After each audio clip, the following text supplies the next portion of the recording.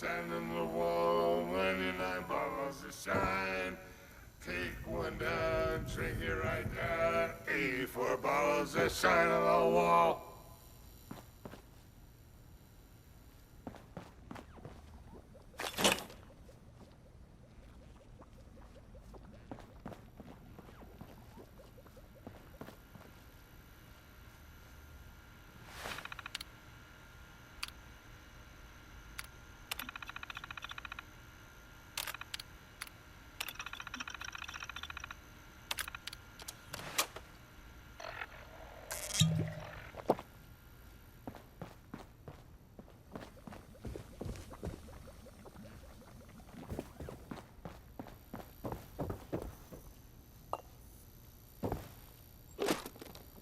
There is no lollygagging here, I'll have you know. No way.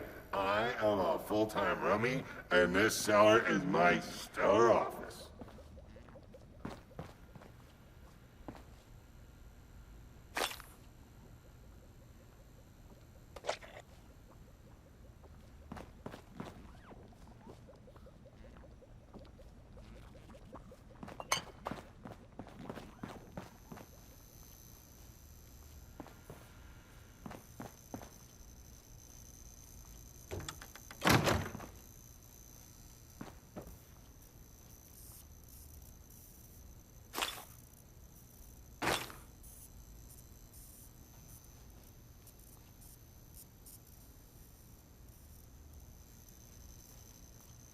What was that sound? Oh! It's just my treads again.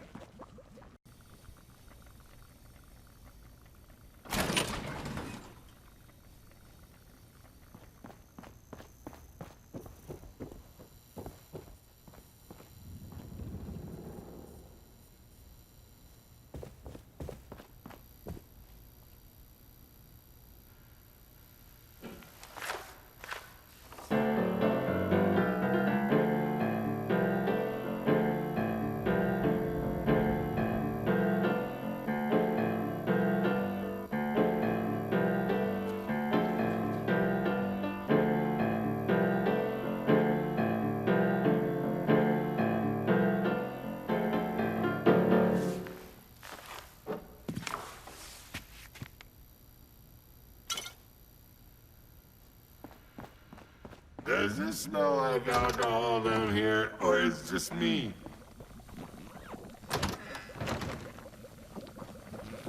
Care for a drink? I'm on a toot and I wouldn't mind the company. Excuse me there. I could, really use a hand, and you got more than just the one. Hi, I'm Bev.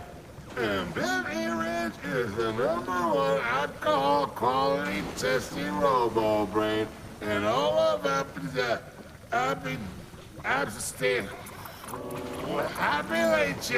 Well, this juice joint's premier drink, Nukashine, is long overdue for a Bev quality test. Would you be a nice fella and whip me up a batch of Nukashine so I can do my job, please? I do have the recipe right here, but I think I might have sort of kind of dropped part of it in the lock supply room. Don't be me. And how are we doing this very swell evening? My imbibulation chamber is it's feeling empty. Or is that my combobulating unit?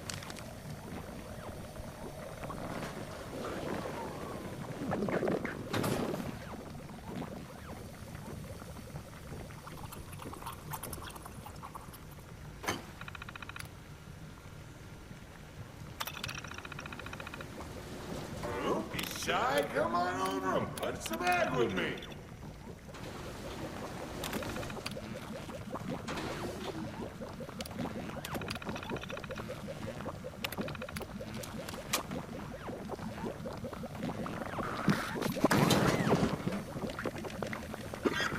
Sorry.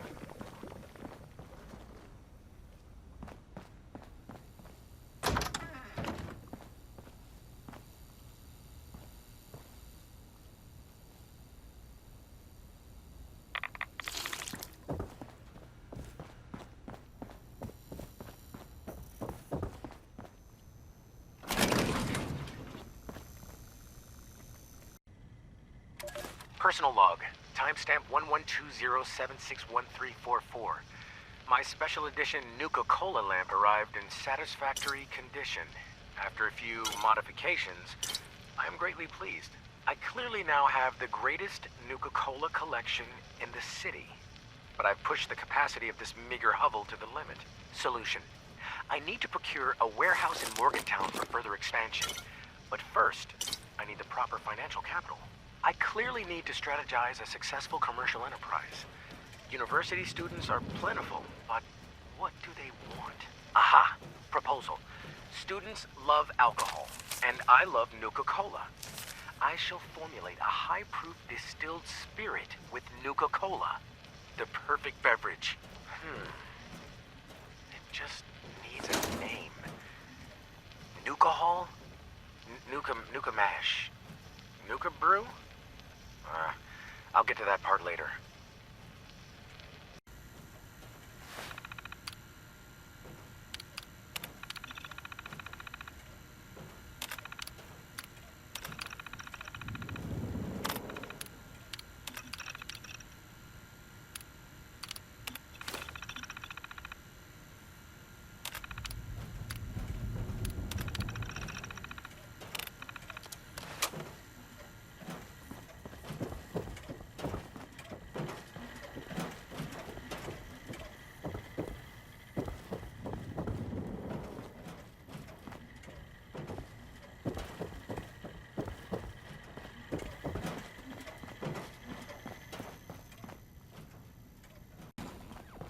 Well, where's Lois anyway? We didn't get to talk much. I'd like to tell him how swell I'm doing. Any drinks you need me to test? My reviving chamber's always open.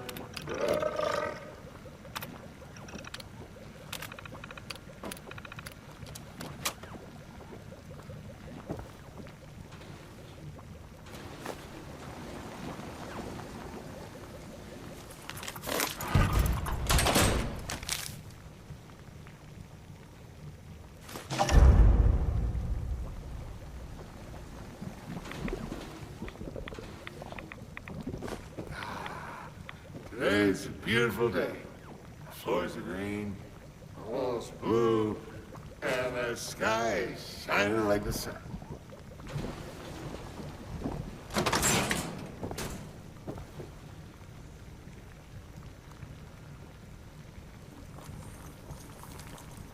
My ambibulation chamber is feeling empty. Or is that my combobulating unit?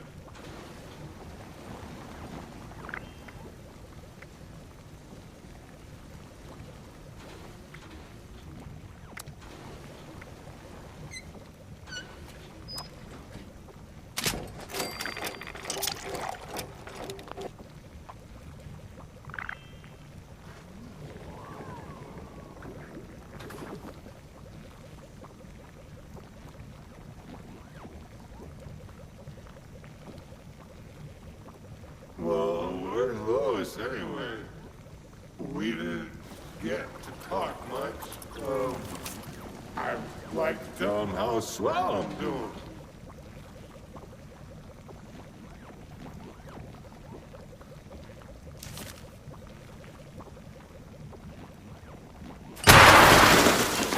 You know, if life ever does get you down, don't be afraid to console old Billy Rage about what's eating you.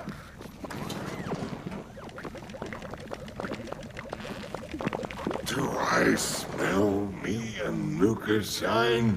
Let me just put that in my imbibing chamber and go. Wow! Now that is a drink. Excuse me. Here's the report. Quality rating, blissful. Side effects, illness, addiction, permanent brain damage. You know, the list goes on. It's not great, but you get the idea. Your customers will be raving if you serve this drink. Why? I don't know. But do not sweat the details. Won't you come back tomorrow and help me with my daily quality test? I got plenty more recipes to try out. There is no lollygagging here, I'll have you know. No way. I am a full-time rummy, and this cellar is my stellar office. Oh, my books. My big, beautiful bound books filled with stories and knowledge and history. I love my books. I always will. But lately, I've been feeling like books are on their merry way to becoming antiques. Nobody reads from paper anymore. I saw some university kids in the store the other day, just reading the covers and nothing more. Can you believe that? I'm completely summarizing the contents of a published work by judging the cover? Absolutely unbelievable. But now it's all holotape this, terminal that. Thank you, Robco, for ushering in the death of books and, to be honest, our entire civilization while we're at it. And no, for anyone snooping in, the irony that I'm recording this rant is not lost on me. Death of my favorite pastime without getting left behind in the past. Thank you very much. This is Maria Chavez speaking, and today is December 25th, 2092. Once, in the world before the war, this would have been a joyous time to celebrate with loved ones. Now it's a time to reflect and to mourn. It was on this day 10 years ago that we lost so much in the tragic event we call the Christmas flood. I'm making this recording in the hopes of ensuring the flood and its victims are never forgotten. I suppose the story really begins in November of 2077, a month after the war. Survivors from the Pleasant Valley Ski Resort sent a group to Charleston to ask for help and supplies. The city leaders turned them away. There was so much chaos and so much need back then, I suppose it was an impossible request to grant. The failure to secure help led to a change in leadership for the survivors at the ski resort. A cold and brutal man named David Thorpe took charge, and he shaped those people into something terrible. They took what they wanted by force and killed anyone that stood in their way. Years later, Thorpe's girlfriend Rosalind led a raid on Charleston. They were spotted early and a fight broke out. A few of them escaped, but Rosalind was injured and taken prisoner along with some of the other raiders. By then, the responders were more or less running things in the city, and we were doing pretty well for ourselves. We felt confident we could confront the raiders on their home turf, so we sent a group up into the mountains to see if we could make a deal. We hoped we could get them to leave us alone if we agreed to release some of their prisoners. We were wrong. Thorpe somehow got his hands on a mini nuke. He used it to blow the Summersville Dam on Christmas morning. We lost almost everything. Our homes, our supplies, and most of our family and friends. The days and weeks that followed were the hardest of my life, but somehow we held together. We kept the idea of the responders alive, even though there were only a handful of us left. That's the story of the Christmas flood. Tell your children, tell everyone you meet. Let's keep the memory alive for as long as we can.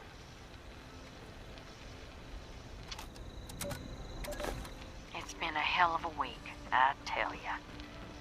We lost more good people fighting off those damn scorched things again. Now I got Chavez telling me we're picking up a new radio signal. Someone's asking for help. She wants me to take my team and follow it till we find them. Can't be too far. Already tracked it gaining strength south of here. Problem is, we'd have to go straight on through Raider country to find them. And I don't have the time and to spare right now. So, I gotta tell her it ain't gonna happen. Not now. My team is the last thing.